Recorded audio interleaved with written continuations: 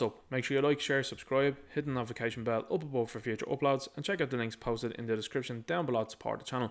Thank you. So here I have some images from the Instagram account GJuneTalk, and this guy has been very good at putting out information as to what is coming up in the DC Multiverse line, and also even the Spawn line.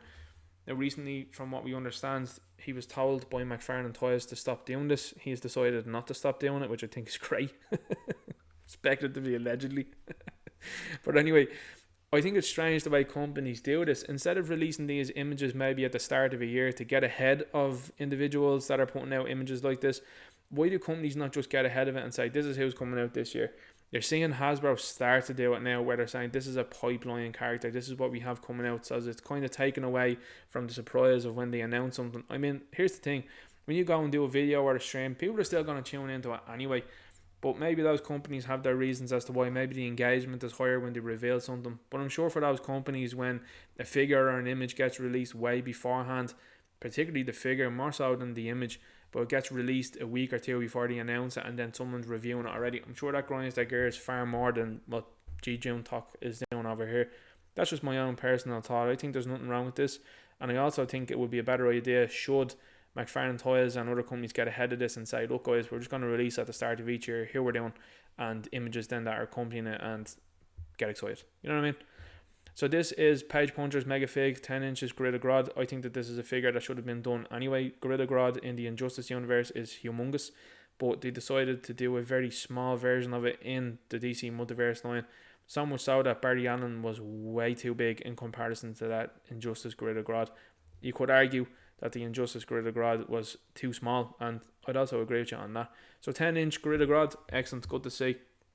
He has lightning bolts here in his chest, so that's going to be interesting. I don't know whether that's from a specific story. I've not read DC Comics in quite some time. I go in and out of what's going on with it in terms of the stories for YouTube videos, but recently some of the stuff coming out of DC hasn't been good, and some of the stuff that their creators have been saying hasn't been fantastic.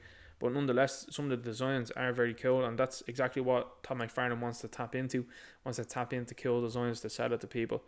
Here we seem to have 4 Spacers that are going to be coming along. Wally West is imbued, from what I understand in the comics, with the powers of Dr. Manhattan from Watchmen. So I think that is a cool look. I would imagine that this is Wallace West. I'd imagine that this is Jay Garrick. And this seems to be a version maybe of Barry Allen. It could be Bart Allen even. It could be a Reverse Flash. It could be someone else. I'm not sure. Like I said, I'm not keeping up with current DC comics. Let's keep going and see what else has been revealed here. A building wave here. Someone says here, Flash family based on these designs, a classic design. Again, Batman Who Laughs. This is supposed to be a huge version of it. Like I said, I'm not keeping up with some of the stuff that DC are doing. Gold label, Wallace West. So Wallace West is a version of Wally West. That what happened was in the comics, because I know this because this was sort of the start of all of this alteration towards characters that are well known and loved. They decided to change Wally West and make him look like this, where usually Wally is a white red-headed boy. They decided to make this change to it, and then ultimately then they retconned it by saying that he was a cousin. It got very messy, it did. But anyway, this is Wallace West. So I'd assume that's going to use this Spacer body that he's been mad to use, the Barry Allen one that seemingly has been used for the likes of Reverse Flash and Godspeed, from what I understand also. We've got a mega figure here that's 10 inches. This is a Justice League Dark Frankenstein, from what I understand. Again, McFarlane is doing some deep cuts and he's pulling out some very interesting looks and characters that some of us haven't even seen before. Like I said, not been keeping up what's going on recently, but this does look cool. I mean, Frankenstein, if you're pulling in some of those Universal monsters, they're always going to sell. People always like them. They like them in different looks as well. Gold label, Deadman. This is a great character. I really like this character. Very interesting character. And it's very simple to deal with, I'd imagine. Let me keep going here. We've got this Mongol. So again, another character that's going to be a mega figure, 10 inches. So the mega figures have been proven to be popular with the DC Multiverse line. The Swamp Thing is enormous. Arkham Killer Croc looks fantastic. The Man-Bat is getting rave reviews now at the moment. So he's going from strength to strength when it comes to these figures. I hope that the articulation just keeps getting better and better. The Titan Joker that he did is fantastic. It's very well articulated for a big figure. And I have to say, if he keeps going like that, he's got something really special on his hands. But Mongol is coming. Some people thought it was Darkseid, as you can see here from the comments. Again, Some of these designs do kind of look similar, and it does, with first glance, look like Darkseid, I suppose, but it is Mongol. You've got a Page Puncher 7-inch. So the Page Puncher is going to be a figure that comes with a comic, as I've reported before. So I don't know what McFarlane is looking to do with those. I don't know whether that's going to take over from the normal line, or whether he's just going to have a lot of different sublines so that he can do specific designs without too much fan comment. I'm not sure what he's doing with relation to that. But you've got Captain Cold here. Very happy to see this. I like the fact that they have this version of it here where he has ice powers, kind of like Iceman from the X-Men, rather than the gun. I think that is really interesting as a meta-human. Like I said, some of these things I haven't been keeping up to date with, so this is pretty interesting to me. Shazam 2 is going to have 2 figures in 7-inch, so I would assume it's going to be Shazam and probably the villain of the movie, one of the goddesses that's going to be there. We've got Page Puncher's Rebirth Joker 3-inch. So 3 inches is something that I'm not very interested in. I'm much more interested in the bigger figures. Page Puncher 7-inch Injustice Batman. This is a weird one, I have to say, because we've seen a couple of Injustice figures coming out already, like Green Arrow, Flash, Reverse Flash, Gorilla Grodd, and probably 1 or 2 others maybe, if I'm not mistaken. But definitely Batman hasn't been put into the line yet, nor has Superman, from what I understand. So to put that in as a Page Puncher is pretty interesting, to have him with a comic book. Maybe they're going to re-release some of the Injustice comics to try and gather some attention on that. I'm not sure what the story is with that, but that's definitely something that I'm very interested in, is that Batman. Supergirl, Page Puncher 7-inch. Nice. It's a cool design. We've got the Atom here as well. He's going to come along.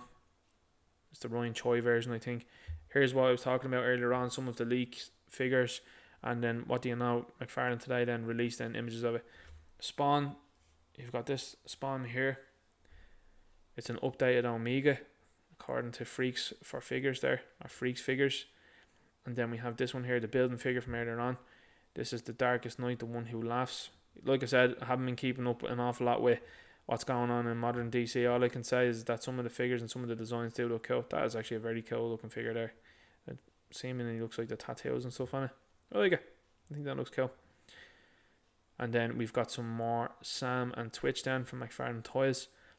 That might be updated. And we've got a summer showcase here that someone is commenting there, Wingfield. This looks like Anti-Venom. It does indeed, yeah.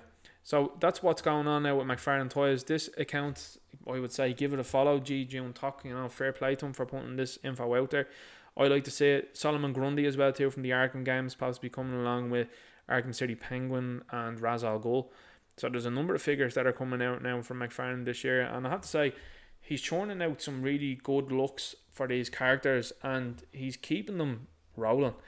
I know a lot of people that are out there are buying one whole wave, say for example, and they might cherry pick some of the others, but I've seen a lot of people talking in the collecting community saying that there's a lot of these figures that are coming out that they like want every single one of them, and that's good news for Todd McFarlane and McFarlane Toys. Now, from what I understand as well, this is the last year that Todd McFarlane has the DC license, so maybe that's why we're seeing it go into overload now at the moment. So the sales are very high and very good, and so that he can retain the license, because who knows what's going to happen after this year. I have a sneaky suspicion that Hasbro might not be too interested in the Star Wars license going forward. They may get rid of that. Who knows what will happen there. And they may be interested then in picking up the DC license, because DC seems to be on the up now at the moment. And at this moment in time, with the reshuffle that's going on over at Warner Brothers, with Discovery and the merger that's going on there, DC could become a very serious powerhouse. So if you're in line with those, and as Todd McFarlane is now at the moment, he's doing good work in my view with the DC Multiverse. I'm sure he'd be looking to continue on, but I think if the license comes up and there's a big competitor also in Hasbro, they might look towards it. So maybe he's trying to get this out and trying to get a lot of fan attention and a lot more people pulling for him. To be honest with you, he's done nothing but improve with the McFarlane DC Multiverse line. I'm very happy with it, and it's a line that I'm buying. And I'm looking forward to all these figures that are coming out. Let me know what you think in the comments. Is there anyone there in specifics that you're looking forward to coming out? Is there someone that you would like to see Todd McFarlane make? I know he's been criticised about not making female figures, and someone might say, well, there was only one female figure that you showed there in Supergirl. Yeah, well, I think that backs up some of the things that he's saying, that villains sell less well than heroes, and then female characters sell even less than villains. Makes sense to me why he's doing so many heroes. They are ones that are going to be bought the most, and some of the looks that he's putting out there, very interesting.